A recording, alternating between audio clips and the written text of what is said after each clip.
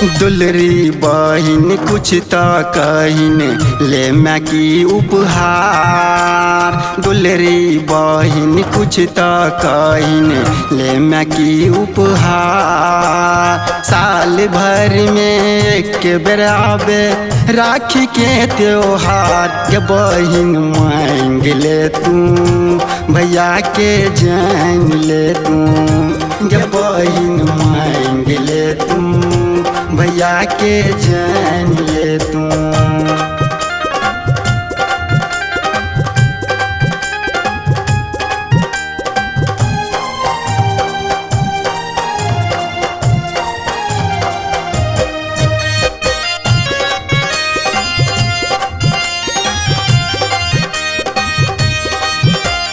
सज धज सब सा पहिने बहिन सा राखी बन्हेबे।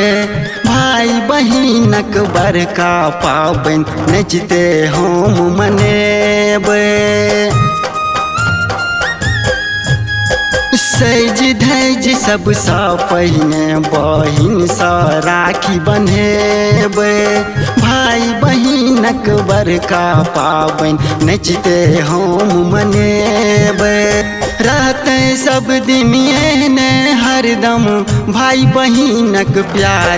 गिफ्ट बहिन मांग ले तू भैया के जान ले तू के बहिन मांग ले तू भैया के जान ले तू।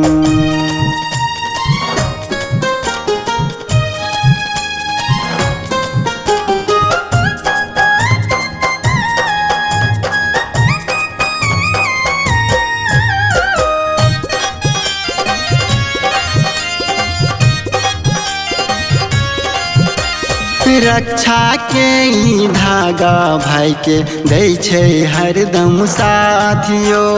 संकट काल में दुश्मन के ई रोके सदखन बाटियो। रक्षा के ई धागा भाई के दै छै हरदम साथियो। संकट काल में दुश्मन के ई रोके सदखन बाटियो। एहन बहिन ला सुनू विधाता करै छी हम गोहार।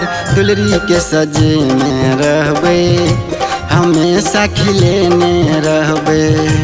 दुलरी के सजे में रहबे हमेशा खिलेने रहबे।